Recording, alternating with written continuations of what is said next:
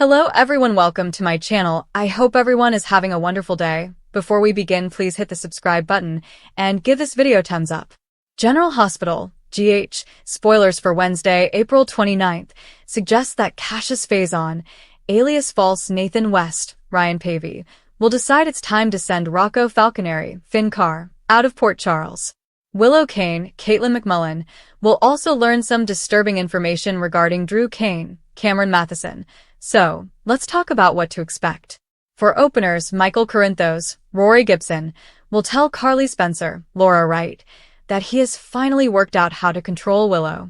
Michael got the idea as Harrison Chase, Josh Swickard, was delivering flowers to Willow's office, so her ex is clearly involved. Meanwhile, Elizabeth Baldwin, Rebecca Herbst, will run across Willow, who will be unaware of Drew's most recent attempt to contact. Liz will point out that Drew requested assistance, so she'll wonder why Nina Reeves, Cynthia Wetros, didn't inform Willow. Willow will also discover that Elizabeth wishes to provide Drew with communication tools to help him express his thoughts. That will bother Willow because she clearly does not want Drew to reveal anything about the paralyzing medicine or her criminal actions. Jack Brennan, Chris McKenna, will surprise Nina by visiting her office and suggests they change the tone of their relationship.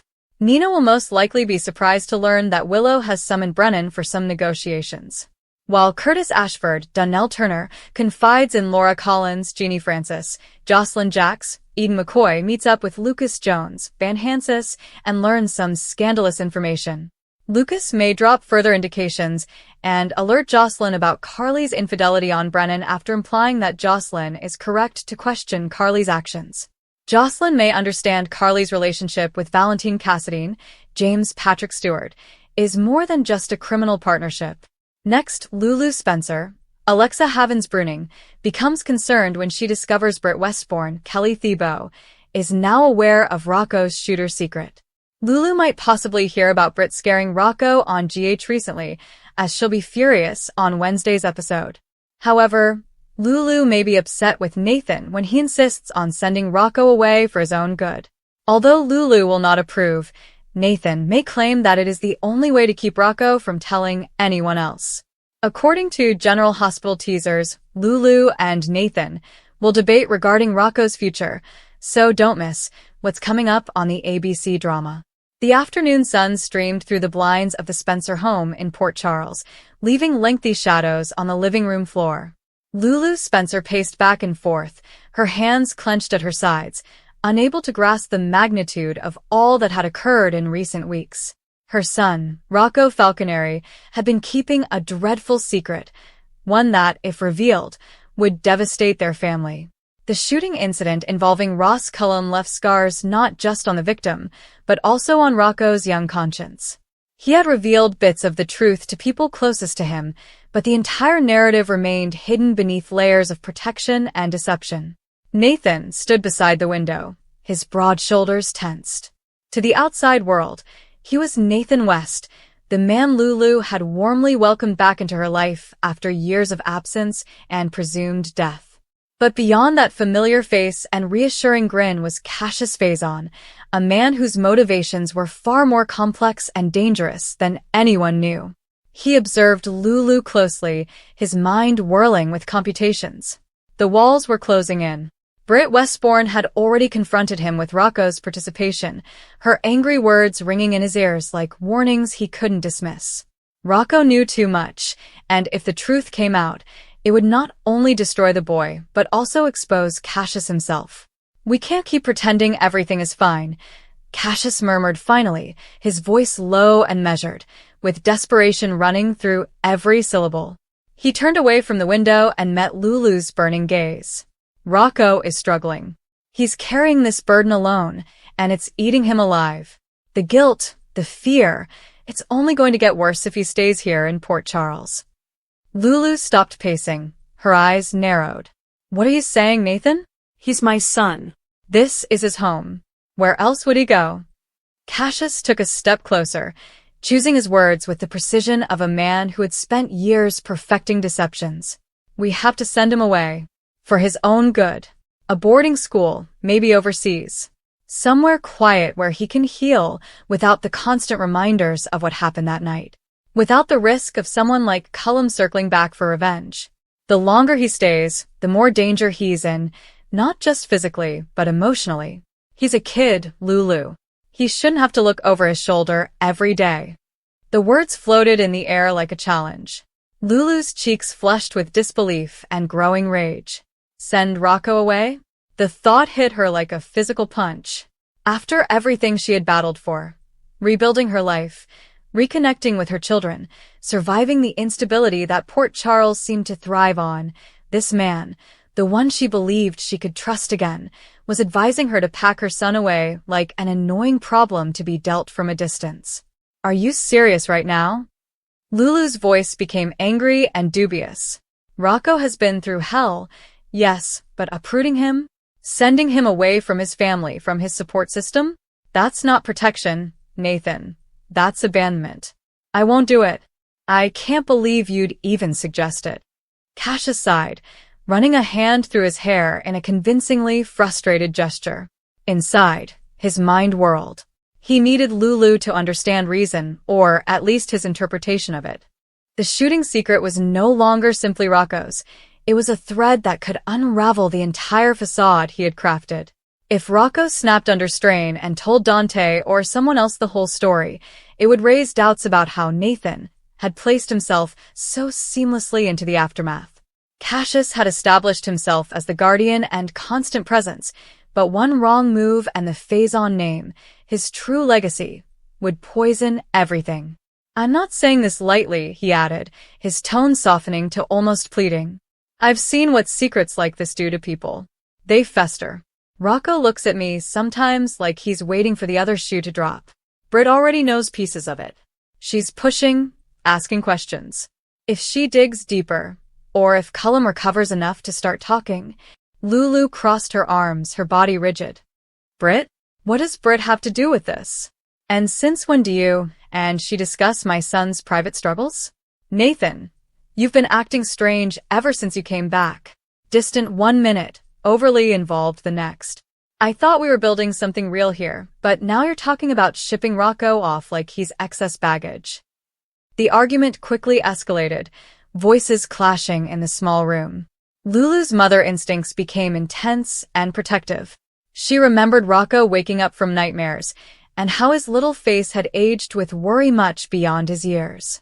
Port Charles was filthy, even dangerous, but it was home. Regardless of the cost, the family stayed united here. Sending him away felt like surrendering, and Lulu Spencer was never one to give up easy. Cassius pressed on, his proposals becoming increasingly pressing.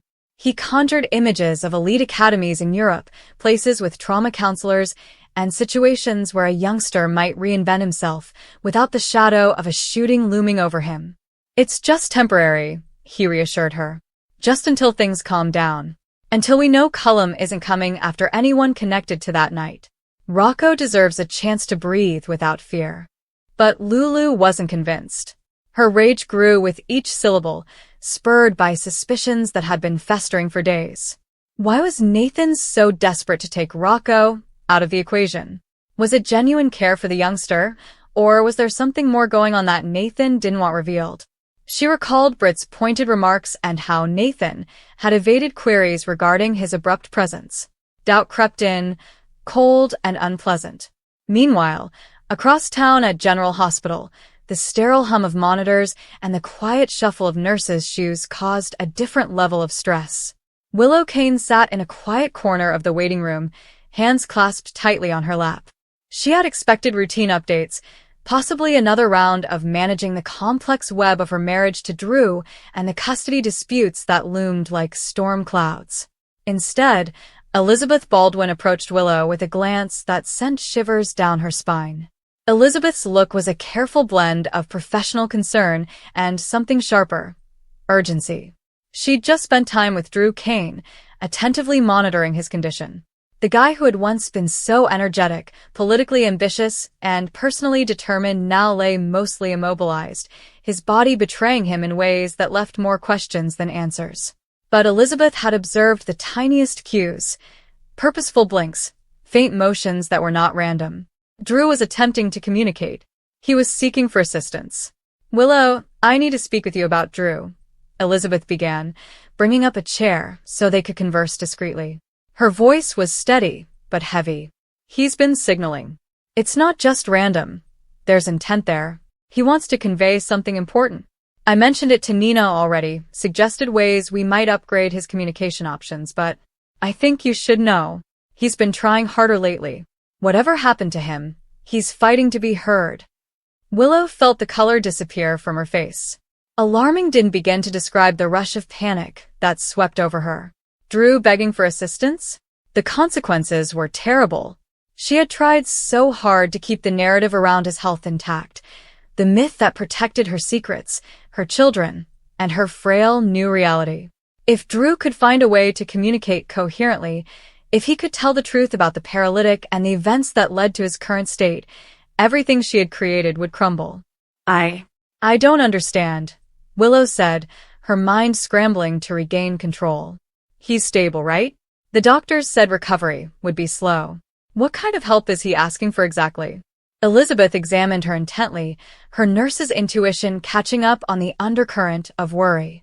He can't speak yet, but the blinks, it's like Morse code or something deliberate. I caught patterns.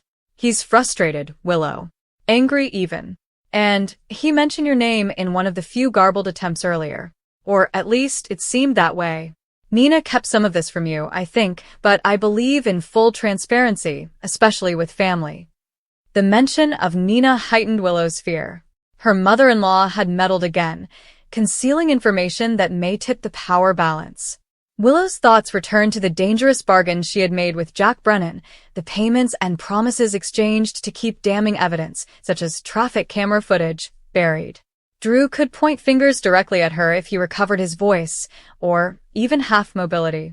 The medicine she provided was not intended to kill, but it effectively subdued him. Now the stillness was broken.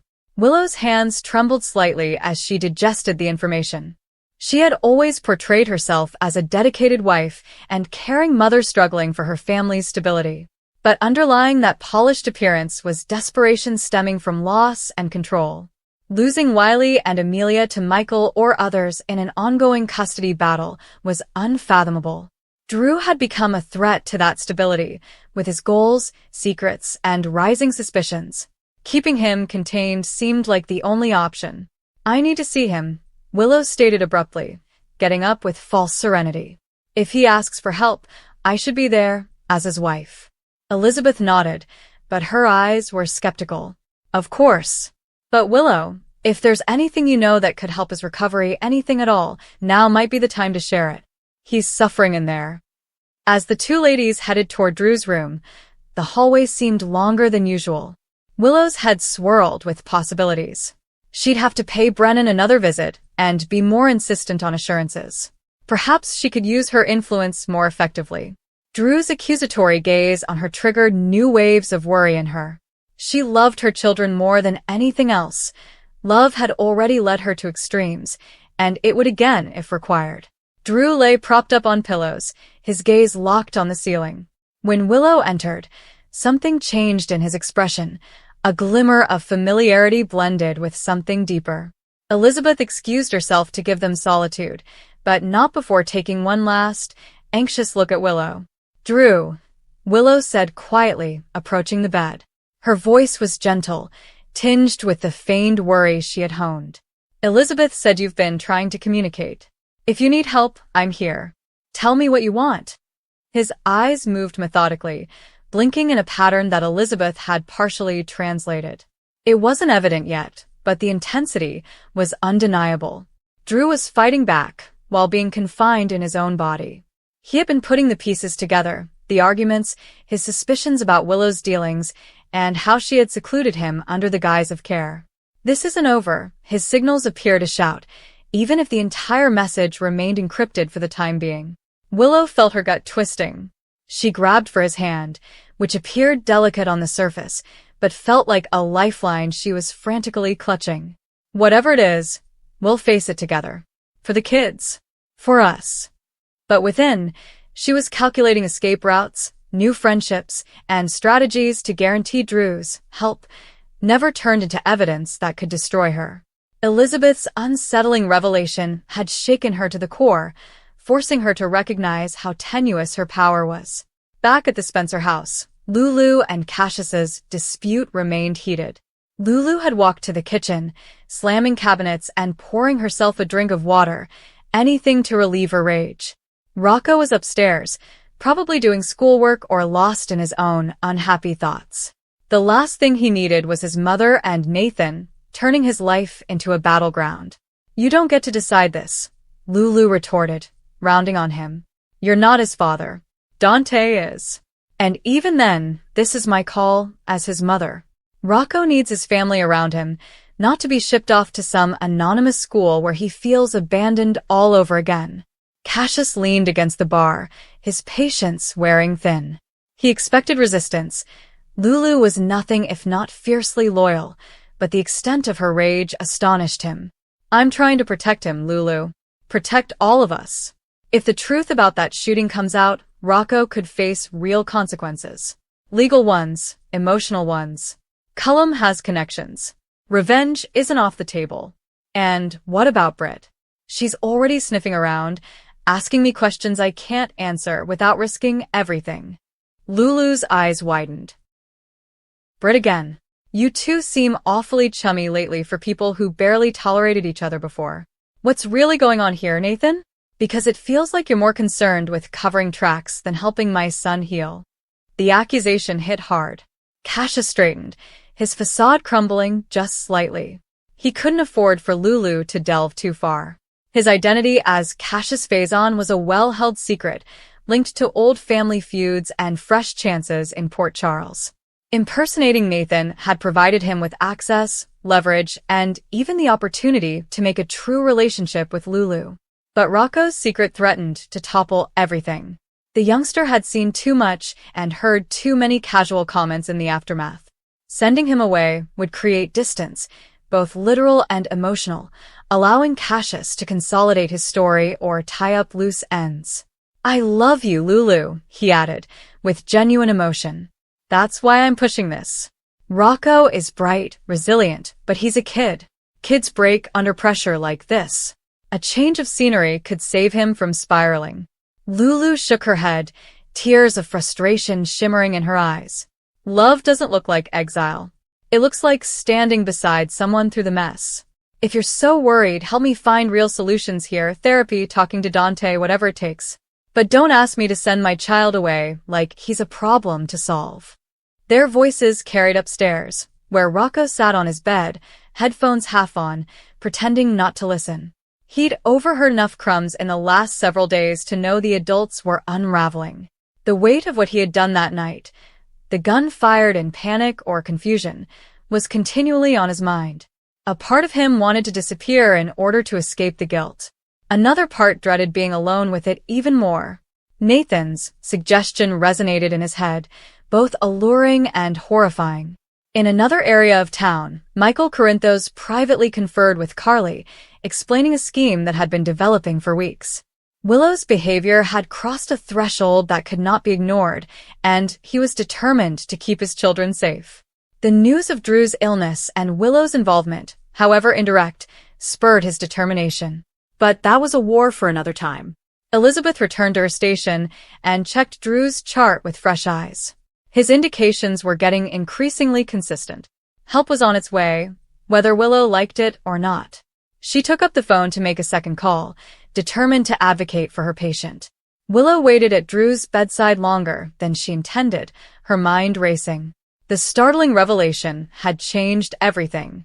She needed to act quickly, reassure Drew, appease Elizabeth, and double down on her plans with Brennan.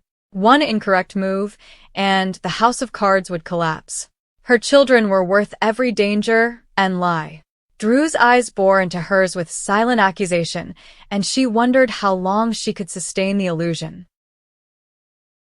Cassius and Lulu's debate continued into the evening, with neither wanting to compromise. He painted magnificent scenes of Rocco thriving abroad, free of Port Charles's never-ending conflict. She replied with stories of family resilience, of Spencers who fought adversity and came out stronger. The gap between them increased, with distrust permeating every conversation. As night set over Port Charles, the intertwined lives resumed their intricate dance. Rocco's future was in the balance, a pawn in adult games of protection and self-preservation. Willow's secrets were on the verge of being revealed, and Drew's subtle demands grew louder. Cassius planned his next movements, conscious that one misstep may unmask the imposter behind the Nathan West mask. Lulu stood firm at her window, observing the city lights. "No one is sending my son away," she told herself. But, deep down, she felt the ground shift. No matter how skillfully buried, secrets inevitably surfaced in Port Charles. Willow left the hospital with her determination strengthened. Drew was asking for help, as Elizabeth's words resonated. She would make sure that help arrived on her terms or not at all. Her mother, the survivor, refused to relinquish authority. Tension simmered, preparing for eventual confrontations. Cassius would press harder for Rocco's departure, presenting it as mercy while concealing his own vulnerabilities. Lulu would fight back with the fierceness of a lioness. Willow would handle the scary news with planned charm and veiled panic, returning to Drew under the illusion of adoration while preparing to suppress his voice. Port Charles never slept, nor did its citizens' goals, worries, or desperate attempts to keep their lives together. Rocco remained trapped in the midst, a youngster whose innocence had been taken away by events beyond his control. Drew laid on his bed, blinking messages into the blank, hoping for anyone, to really listen. The debates, disclosures, and silent calculations lasted late into the night, creating a tapestry of drama that marked life in the bustling town by the lake. Families splintered and reassembled, secrets threatened to explode, and love, complicated, messy, and fierce, remained the frail thread that held everything together. Cassius made one final pitch in the Spencer kitchen. "Think about what's best for him, Lulu, not what feels best for us." She turned, her face determined. "What's best for him is staying with people who love him enough to fight for him. If you can't see that, maybe you're the one who needs to reconsider where you stand." The words struck deeper than she knew, for Cassius Faison was constantly recalculating his standing, his survival dependent on the next careful lie. Willow paused outside Drew's door before departing, whispering either a promise or a threat, depending on the perspective. Drew blinked slowly once. "We'll get through this. Just trust me." A denial? Is there an agreement? The message remained vague, but the alarm it triggered in Willow was crystal apparent. The day had been full with key occurrences, each of which had a ripple effect on the delicate balance of relationships in Port Charles. Cassius' insistence on sending Rocco away had lit a fire in Lulu that would not be quickly extinguished. Willow's face with the reality about Drew's attempts to communicate had pushed her into a situation she had hoped to avoid. As midnight approached, the figures retreated to their own corners, their brains racing with preparations for the following days. Rocco will wake up tomorrow to a mother who is more determined than ever to protect him. Drew would continue his silent quest for justice or vengeance. Cassius would devise strategies to keep his cover. Willow would reach out to new or old allies, keeping her secrets hidden.